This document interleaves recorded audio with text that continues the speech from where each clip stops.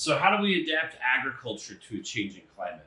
That's a huge question, right? So, if we've got increased drought in some places, increased flooding in other places, um, farmers that have grown the same crop for a very long time and have those pathways worked out, they can no longer grow that crop. So, there's a lot of problems that we can deal with, and really they largely have to do with changes in precipitation. Also, heat, right? Certain crops are very susceptible to heat.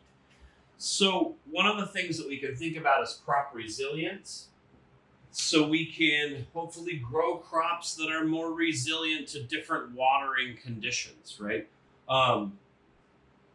There's a couple of different things that can come into.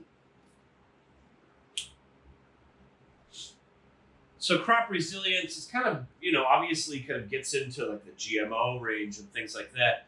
But again, we're not here talking philosophy. We're just kind of pointing out ways that we can solve the problem. So some crops can be modified to require less water.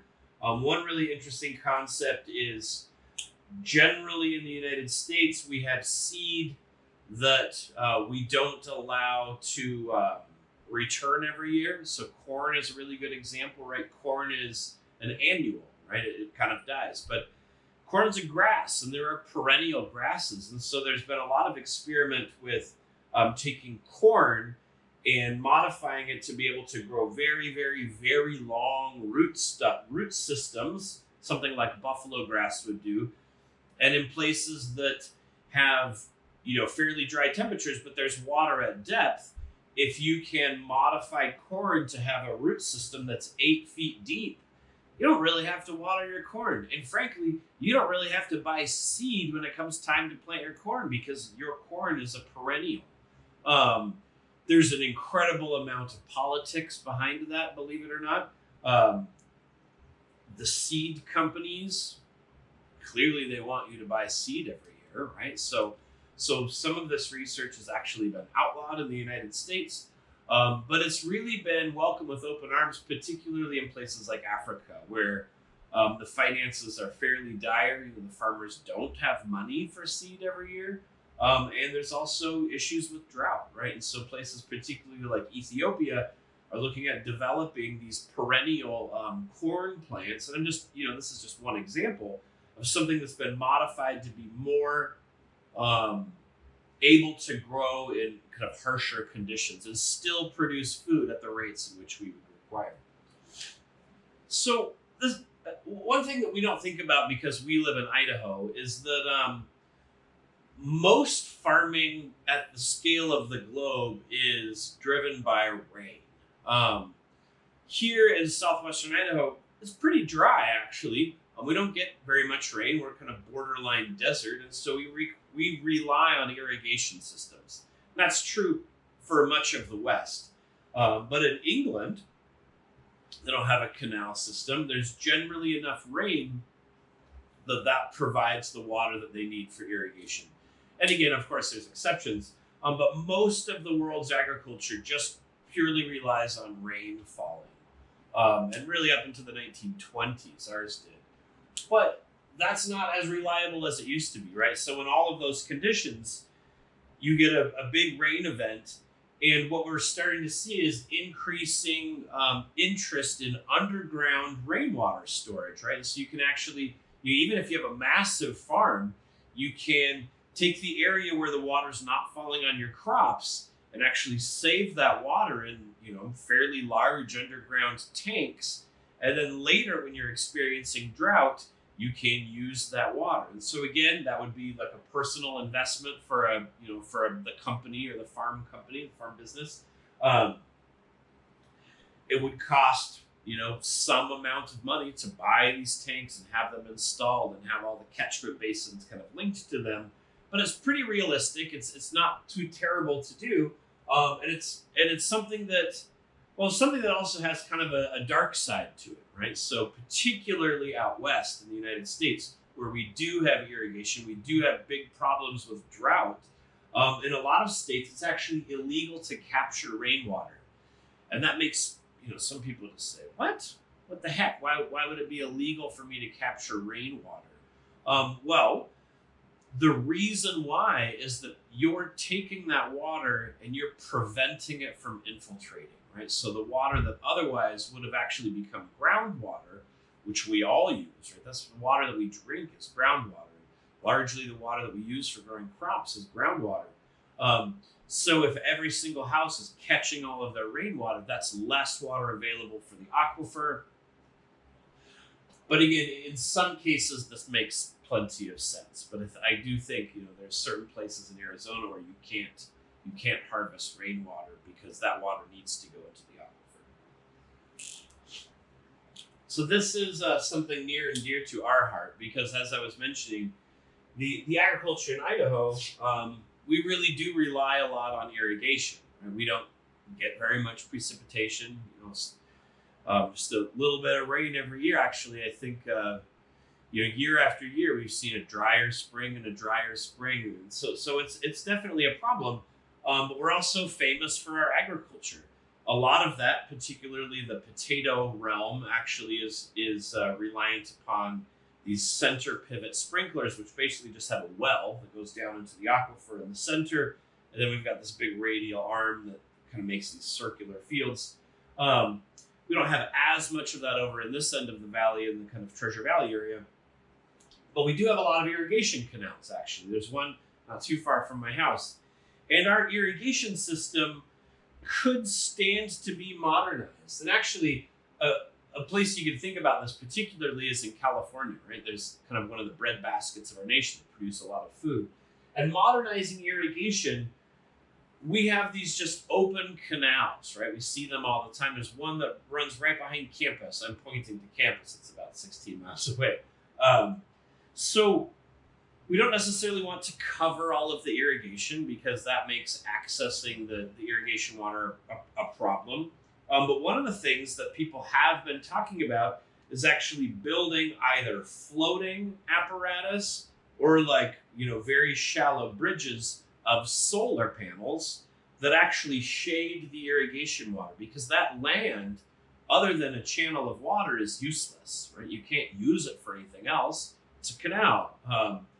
But if you were to build a structure over that canal, or even just shading part of that canal with solar photovoltaic, not only would that essentially unusable space be generating electricity, but it'd reduce evaporation, and there's actually more water for the end user in the irrigation system. And again, that's just one example of a way that we could modernize our irrigation system. So in the sense of adapting for heat, a couple of the things we've talked about are a little bit of both, right? So they do some flood mitigation and also prevent heat, like pavement was a good example of that. But heat specific is a pretty big deal, right? We actually spend more energy dealing with excess heat than we spend energy dealing with excess cold, right? Actually, we're more energy intense in the summer than we are in the winter. So maybe if you go back and kind of think about how many months of the year your heater is running versus how many months of the year your air conditioner is running. Well, Boise is fairly temperate, but once we get down into Nevada, New Mexico, particularly in Arizona, those are places where you may not have much source of heat, but you definitely have air conditioning. Nearly everywhere in the Boise area has a dark colored roof. As I look out the windows here, I'm looking at my neighbors. I see out of about 8 houses, it looks like 6 of them have dark colored roofs. 2 of them have light colored roofs. My house has a dark colored roof. Yeah. But again, in the summer, what you're doing is you're absorbing heat into the roof of your house, and then you're spending energy cooling your house off. So having light colored roofing materials is generally a good idea. This, again, gets interesting in the realm of a mandate, right? Do we pass a law that says your roof has to have a certain percentage of albedo, right? Does your roof have to be 60% reflective, or at least lighter than this particular shade? Again, I think when we try to do that, once you try to force someone's hands, People freak out. They like their black asphalt colored roof.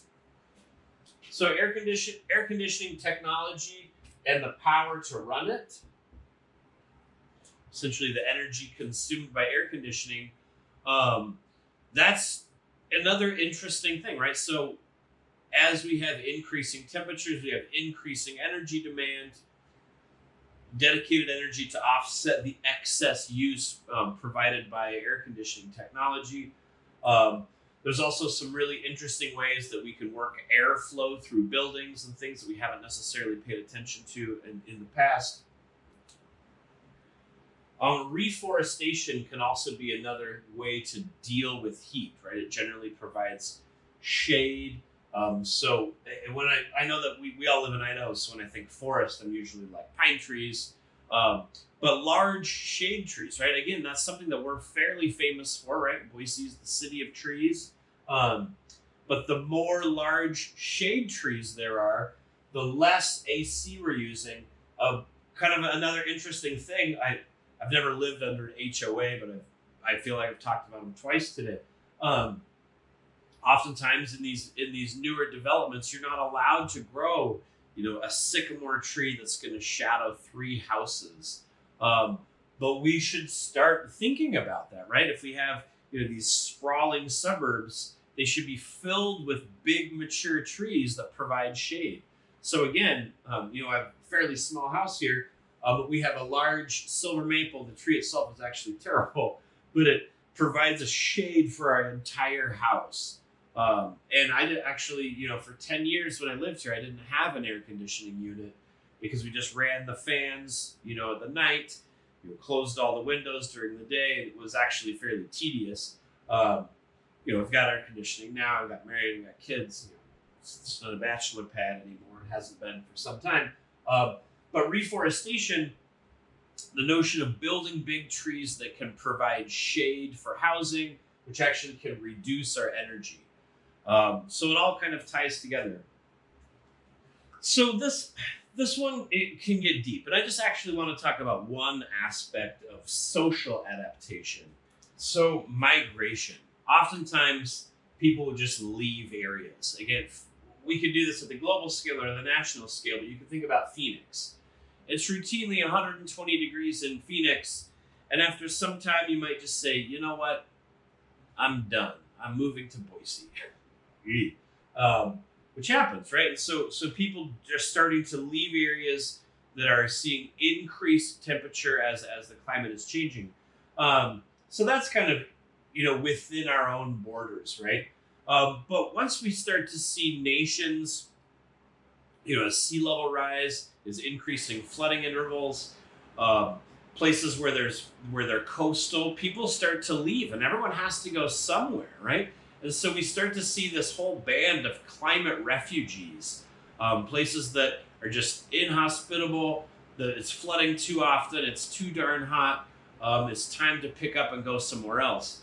And one of the things that I see as a future problem, we haven't talked about ice all that much in this class, but we have talked about it a bit, that when we look at the Himalayas, that's where Mount Everest is, it's the biggest mountain range in the world, right? And it's socked in with all of these glaciers, and below that is what we call the Indian subcontinent. And so as those glaciers melt, the water flows down into India and provides water for all of the agriculture for 1.4 billion people who live in India.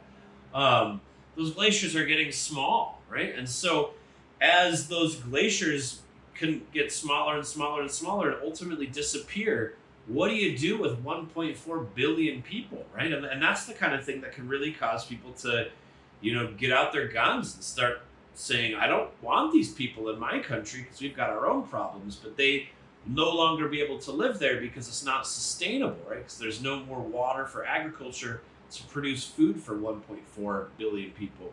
And in my mind, that's the biggest looming kind of climate crisis, is water supply, particularly in India, because they provide food for so many people.